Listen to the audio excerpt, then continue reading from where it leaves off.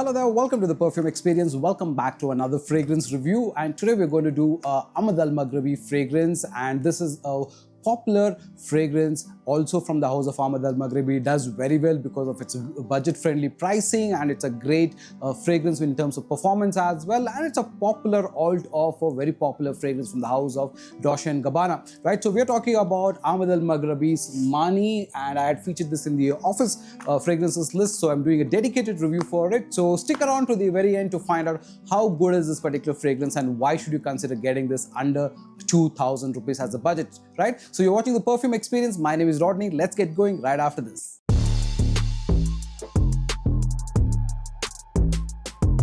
Right, welcome back, and today we are going to talk about Ahmed Al Maghribi's Maani. So Maani comes in a very basic paper box, doesn't have very fancy presentations like the other Ahmed Al Maghribi fragrances because it comes at a budget, right? So this is a budget-friendly fragrance, and you would mostly find this under 2,000 rupees is something that you should look to get it.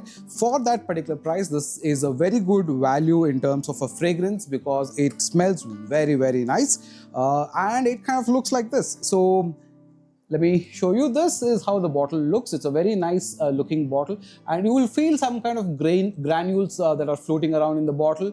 And actually it's got a very pink color hue across the bottle, gradating to a yellow tinge on the top. Okay, so it kind of looks very nice, and the cap is very beautiful. It's got this like a crown kind of a thing, with the swirls and all of that. Though plastic, it kind of feels nice in the hand.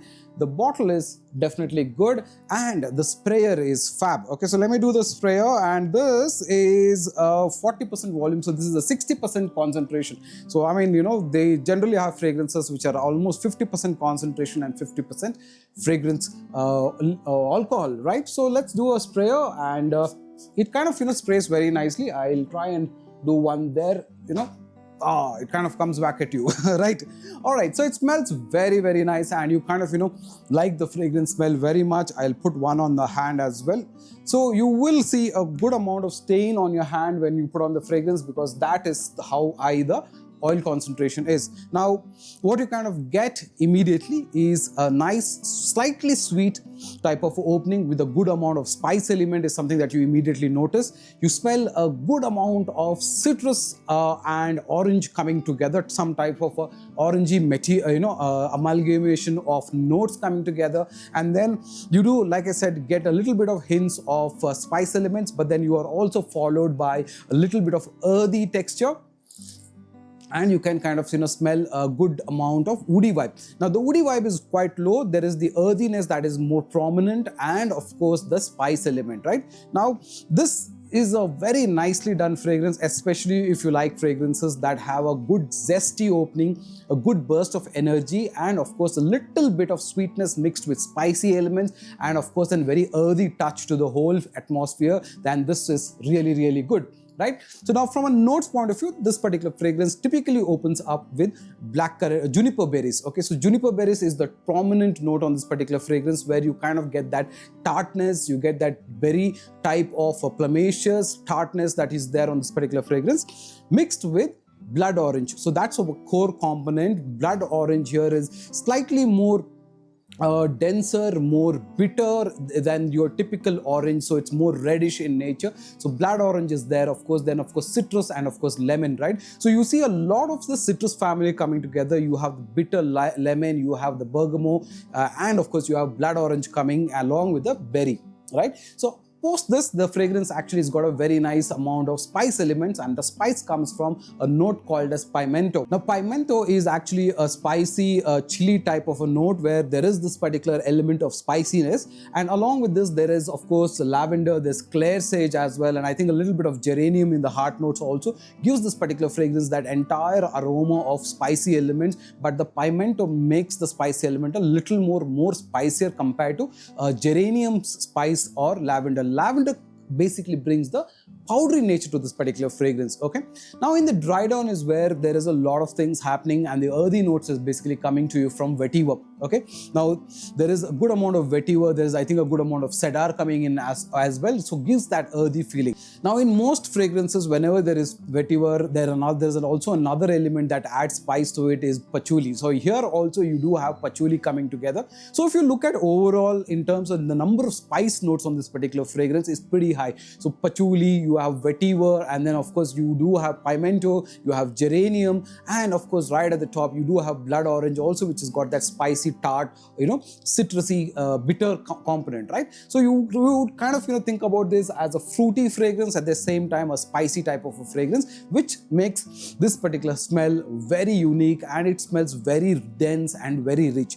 Now people who don't like loud fragrances should stay away from this for a particular reason, because if you're generally somebody who likes soft fragrances, light fragrances, then this might not be a cup of tea, because 60% of the concentration, plus because of a lot of the dense thick notes, this is pretty loud in its opening. Now it's not like a beast mode kind of a fragrance, but what I meant to say is it's generally pretty loud, okay?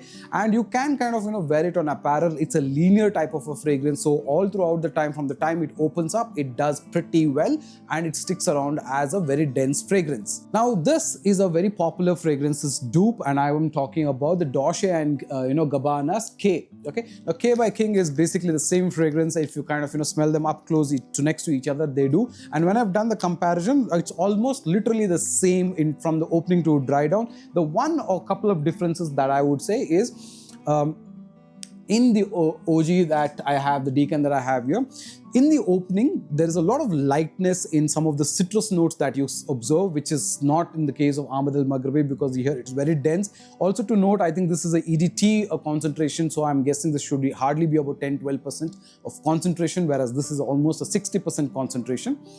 The third element is the pimento note, the spice element. In the OG, you can kind of smell it after about 15-20 minutes time. You can actually kind of if you sniff up close, you do smell the spice element very distinctly, especially the chili type of a note, which you do not kind of get here. Okay, aside to that, I don't smell any differences in the air. I would go on to in fact say that this is a 90% plus close fragrance compared to this, right? So if you're looking for a Dolce & Gabbana K alternative in the market at a good affordable price point, then you can definitely consider this. I think there is one other fragrance available in the market, which is from the house of Riffs, but I'm not really sure how that is. But like I said, if you can get this about 1850, 1950 or 2000 rupees, this is totally worth the money, because it works very well.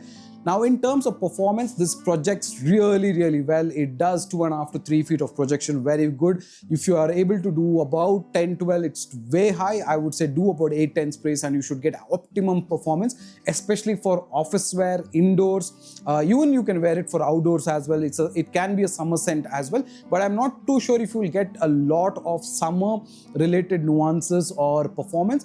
But I think from a spring or the rainy monsoon season point of view, I think this would work very well. Now in terms of lasting on your skin, you will easily get about 5-6 hours of performance easy. On your apparel, this can go up to 7-8 hours, and in fact sometimes you can smell it even the next day that you pick up your clothes, you will be able to smell this particular fragrance. It doesn't leave the apparel that easily, but yes, on skin you will easily get about 5-6 hours, which is I think fab, considering this particular fragrance is less than 2000 rupees, right? So overall, I think this is one of the nicest fragrances to come in a budget from the house of Ahmed Al Maghribi. I got this especially after having the test sample. So I do have a lot of, or quite a few Ahmed Al Maghribi fragrances like this, so you do get the official samples, but they're not available all the time. Sometimes, most times they're not available because Ahmed Al Maghribi is not officially available in India. So I did try that and I liked it, and that's when I kind of got this to review this just for you, right? So that's what I thought about Ahmed Al Maghribi's Maani, which is another fab fragrance. If you would like me to do a best of Ahmed Al Maghribi fragrances, do let me know in comments. I'll be happy to do that for you. And if you want to watch this video in Hindi, it will be available on the Hindi channel. You can subscribe to that as well, right? So you're watching the Perfume Experience. My name is Rodney, and I'll see you on another video. Until next time, take care. Bye now.